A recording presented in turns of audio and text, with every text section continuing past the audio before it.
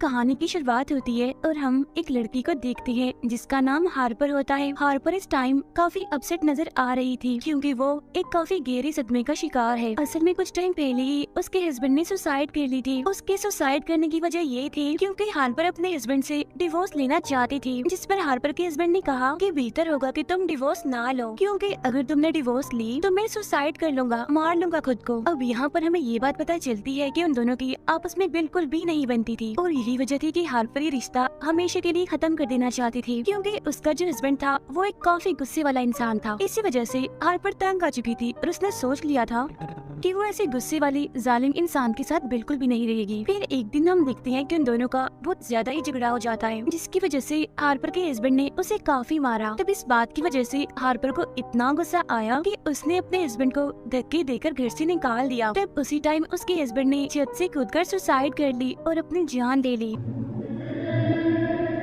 यहाँ हार्पर अपने हस्बैंड की मौत का जिम्मेदार खुद को ही समझती है और इसी वजह से वो इन सारी चीजों से बाहर नहीं निकल पा रही। हालांकि वो सब कुछ भुलाकर मूव ऑन करना चाहती है, लेकिन वो ऐसा नहीं कर पा रही थी। तो अब इस सबको भुलाने के लिए उसने घर किराए पर ले लिया, जो कि एक गांव में था, लेकिन ये गांव कंट्री साइड पर ही बना हुआ है और ये गांव बहुत ही खूबसूरत होता है। जैसे ही हार्पर घर में एंटर होती है तो वो उस घर के गार्डन में एक काफी बड़ा एप्पल का ट्री देखती है। उसने फौरन वहाँ से एक एप्पल तोड़ा और उसे खाने लगी। इसके बाद घर के अंदर जाकर उसकी मुलाकात हुई जेफरी से, जो कि असल में इस घर का ऑनर होता है। यहाँ उन दोनों के बीच कुछ नॉर्मल बातें भी होती है, लेकिन नॉर्मल बातों से हटकर जेफरी यहाँ पर काफी अजीब बातें भी कर रहा था, लेकिन उन बातों को हार्पर समझ नहीं पा रही थी। खैर कुछ देर के बाद जेफरी वहाँ से चला जाता है। थोड़ी देर के बाद हार्पर अपने बेस्ट फ्रेंड को वीडियो कॉल करती है। वो उसे अपने इस नए घर के बारे में बताती है और उसे ये घर भी दिखाती है। इसके बाद जब हार्पर फोन बंद करती है तो वो काफी देर तक अपने हस्बैंड के बारे में ही सोचती रहती है। फिर फौरन बाद ही वो अपने घर से बाहर आ जाती है वॉक करने के लिए। अब वॉक करते करते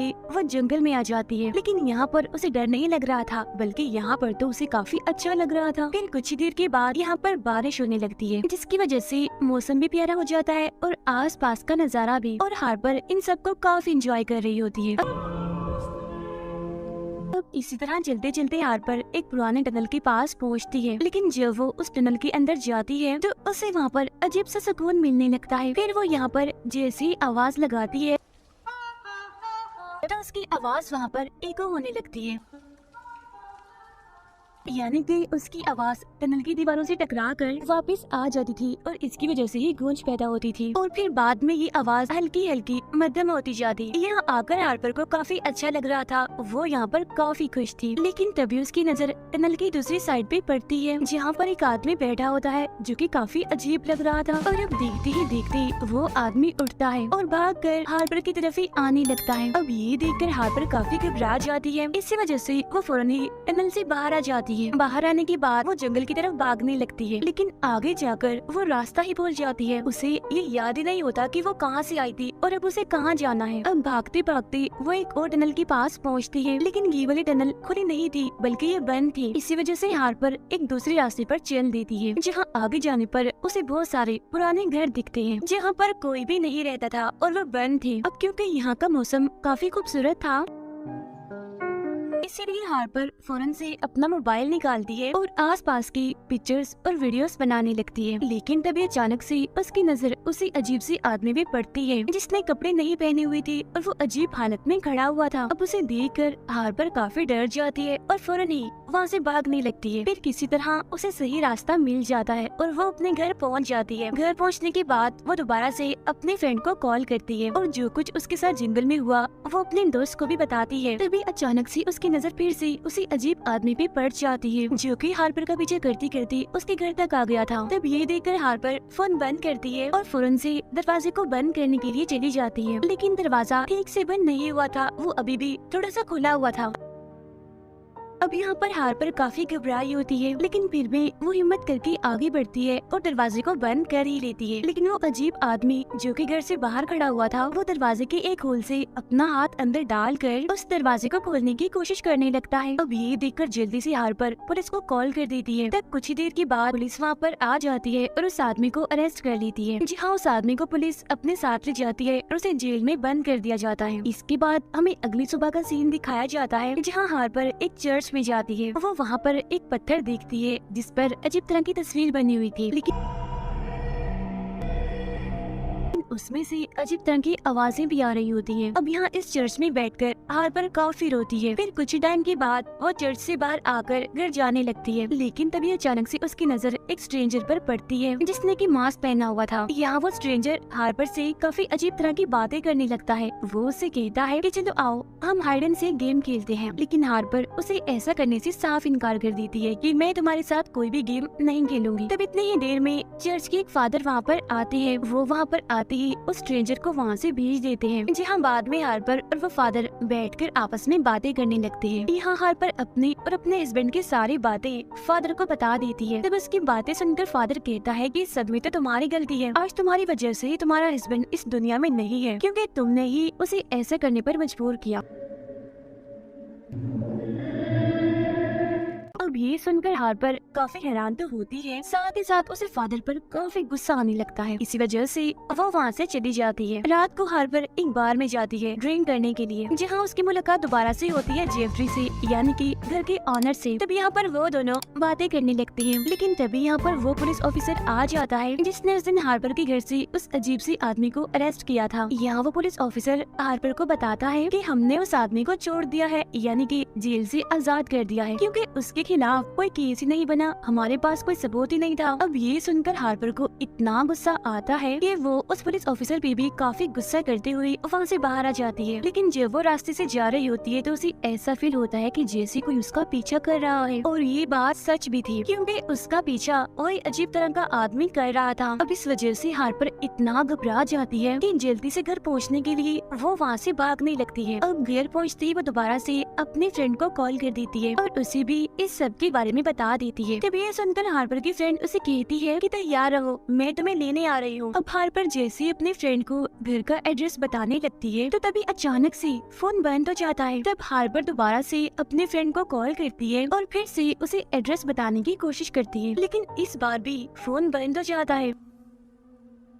इसके बाद हार्पर ने टेक्स्ट मैसेज के जरिए अपने फ्रेंड को घर का एड्रेस भेज दिया, जहाँ इस मैसेज का रिप्लाई बड़ा ही अजीब आया। रिप्लाई ये था कि I already know where you are, यानी कि मैं पहले से ही जानता हूँ कि आप कहाँ हैं। लेकिन अब इससे पहले कि हार्पर कुछ समझ पाती तभी विंडो से उसकी नजर बाहर खड़ी हुई पुलिस ऑफिसर पे पड़ती है। तब फौरन हार्पर घर से बाहर पुलिस ऑफिसर के पास आती है और उसे पूछती है कि आखिर तुम यहाँ पर क्या कर रहे हो। लेकिन तभी अचानक से लाइट्स फ्लिकर करने लगती है और देखते ही देखते पुलिस ऑफिसर वहाँ से गायब हो जाता है, और तभी एप्पल की ट्री से बहुत सारे एप्पल्स नीचे गिरने लगते हैं। अब इस सारी सिचुएशन की वजह से हार्पर काफी डरी, काफी घबराई होती है। लेकिन तभी अचानक से एक आदमी भागकर उसी की तरफ आने लगता है, तब दरवाजे को बंद कर लेती है। लेकिन कुछ ही टाइम के बाद हम देखते हैं कि किसी ने घर की विंडो को तोड़ दिया और वही आदमी घर की दूसरी साइड से तोड़ फोड़ करने लगा।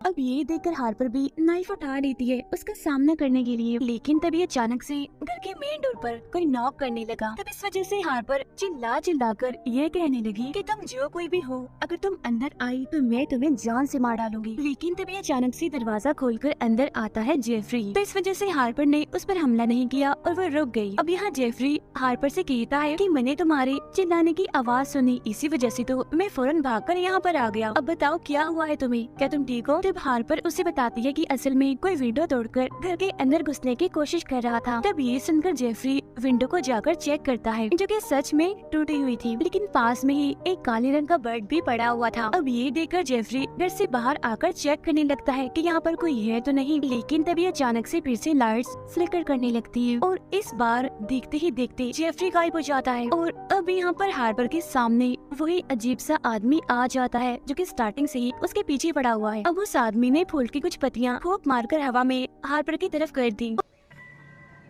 और अब देखते ही देखते अचानक से हार्पर की हालत काफी अजीब होने लगी। उसे देखने से ऐसा लग रहा था कि जैसे उस पर किसी ने अपना कंट्रोल पा लिया हो। इसके बाद हार्पर घर के अंदर चली जाती है और दरवाजे को बंद कर देती है, लेकिन वो आदमी दोबारा से दरवाजे के होल से अपना हाथ अंदर डालकर दरवाजा खोलने की कोशिश करने लगता है। तब ये देखकर हार्पर उसके बाजू में वो वाला नाइफ घुसा देती है, जो कि हार्पर ने अपने पास ही रखा हुआ था। अब इस वजह से वो आदमी अपना हाथ बाहर निकालने की काफी कोशिश करता है, लेकिन उसका हाथ बाहर नहीं निकला और दो हिस्सों में कट गया और अब यहाँ पर हार्पर को ये लगने लगता है कि शायद अब मेरी जान उस आदमी से छूट गई है। इसके बाद हार्पर फौरन से किचन में जाती है, जहाँ पर वो अपने सामने उस स्ट्रेंजर को पाती है, इन्हें जो कि उसे हाइड एंड सीक खेलने के लिए कह रहा था। यहाँ ये स्ट्रेंजर फिर से हार्पर से कहता है कि आओ मेरे साथ हाइड एंड सीक गेम खेलो। अब यहाँ पर नोटिस करने वाली बात ये है कि इस स्ट्रेंजर का हाथ भी बिल्कुल वैसे कटा हुआ था जैसे उस अजीब आदमी का कटा था दरवाजे में आकर। यहाँ पर हार्पर उस स्ट्रेंजर से कहती है कि तुम्हारे लिए बेहतर होगा कि तुम यहाँ से चले जाओ, वरना मैं तुम्हें जान से मार डालूंगी। तब इस पर वो स्ट्रेंजर कहता है कि नहीं हार्पर, तुम ऐसा नहीं कर सकती। ये कहकर वो हार्पर के पास आ गया, लेकिन अब क्योंकि यहाँ पर हार्पर के पास और कोई ऑप्शन तो नहीं होता, तो इसी वजह से वो स्ट्रेंजर के साथ हाइड एंड सीक गेम खेलने के लिए तैयार हो जाती है। हार्पर दरवाजे को बंद कर लेती है और 10 तक काउंटिंग करने लगती है। वो जैसे ही 10 बोलकर पलटती है तो तभी यहाँ पर उसके सामने आ जाता है चर्च का वही फादर जिसे हार्पर पहले भी मिल चुकी है, और अब फादर हार्पर की तरफ बढ़ने लगता है। अब इस वजह से हार्पर काफी डर जाती है और दूसरे रूम में चली जाती है। अब फादर का हाथ भी बिल्कुल वैसे ही कटा हुआ था जैसे उस अजीब आदमी और स्ट्रेंजर का कटा हुआ था। यहाँ फादर हार्पर के साथ मिसबिहेव करने लगता है, लेकिन हार्पर ने नाइफ से उसके सीने पर मारकर उसे नीचे गिरा दिया। फिर हार्पर बाहर आकर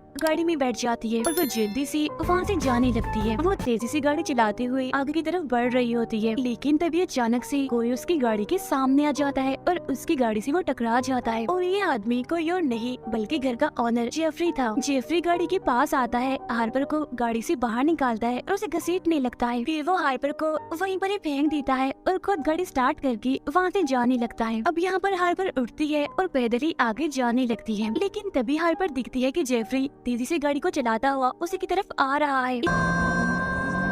इसी वजह से हार्पर भी डरकर वहाँ से भागने लगी। फिर वो बड़ी मुश्किल से अपनी जान बचाकर घर पहुँच जाती है, लेकिन जेफरी गाड़ी को कंट्रोल नहीं कर पाया, जिसकी वजह से गाड़ी दीवार से टकरा जाती है। हम हार्पर को देखते हैं जो कि जख्मी हालत में गार्डन में पड़ी होती है, लेकिन तभी उसके सामने वही अजीब सा आदमी आ जाता है। और यहाँ पर शॉकिंग बात ये होती है कि उसका बेबी होने वाला था और इस बार उसके फेस पर अजीब तरह के पौधे भी उगे हुए थे, यानी जैसे कोई फंगस हो। लेकिन तभी यहाँ पर देखते ही देखते उस आदमी के पेट से निकल कर आता है वो स्ट्रेंजर। अब क्योंकि ये चीज काफी अजीब थी तो ये देखकर तो हार्पर के होश उड़ जाते हैं। और इससे भी ज्यादा हैरान करने वाली बात तो ये होती है कि स्ट्रेंजर का भी बेबी होने वाला था। तो अब यहाँ पर इस स्ट्रेंजर के पेट से निकलकर आता है चर्च का वही फादर। ये देखकर हार्पर काफी घबरा जाती है और फौरन से ही घर के अंदर आ जाती है, लेकिन अब फादर भी हार्पर की तरफ बढ़ने लगता है। अब यहाँ पर फादर का भी बच्चा होने वाला था और फादर के पेट से निकलकर आता है जेफरी।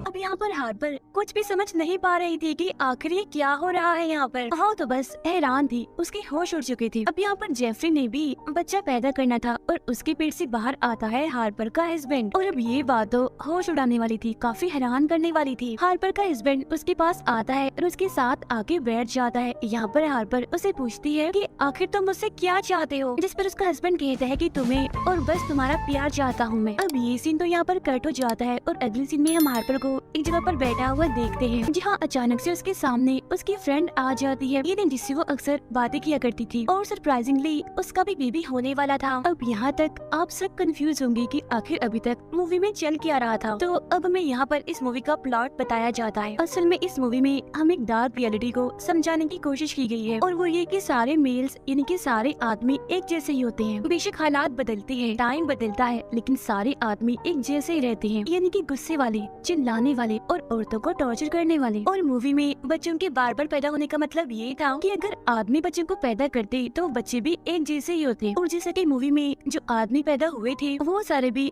गुस्से वाले और जालिम थे। कोई हार्पर को डरा रहा था तो कोई इसके साथ मिसबिहेव कर रहा था, यानी कि इस तरह से हार्पर ने इन सभी का डर फील किया था। और फिर जब जेफरी ने हार्पर के हस्बैंड को पैदा किया और जब हार्पर ने उसे पूछा कि तुम क्या चाहते हो, तो उसके हस्बैंड के जवाब से ही हमें सारी बात समझ आ गई, क्योंकि हार्पर का हस्बैंड भी काफी गुस्से वाला एक जालिम इंसान था। वो हार्पर को अपनी प्रॉपर्टी ही समझता था कि मैं इसके साथ जो मर्जी करूं। इसी वजह से तो उसने हार्पर को ये कहा था कि मुझे सिर्फ तुम चाहिए और तुम्हारा प्यार। और अब यहाँ पर हैरान कर देने वाली बात तो ये होती है, मूवी के सारे मेल कैरेक्टर्स एक ही आदमी ने प्ले किए हैं और वो होता है हार्पर का हस्बैंड, यानी कि जेफरी, फादर, वो अजीब आदमी और वो स्ट्रेंजर सब एक ही थे। बस हार्पर के हस्बैंड ने अलग अलग रूपों में हार्पर को डराने की कोशिश की और ये सभी अलग अलग आदमी हार्पर को इसीलिए नजर आ रहे थे क्योंकि उसे उसके हस्बैंड ने पोजेस भी कर लिया था और बाद में जो हार्पर का डर था वही उसके सामने लाया गया और हार्पर पोजेस तब हुई जब उसने एप्पल खाया था और उसकी पोजेस होते ही उसे अपना डर अपने सामने नजर आने लगा। अब इसे थ्रिलिंग सस्पेंस के साथ ही ये मूवी यहीं पर एंड हो जाती।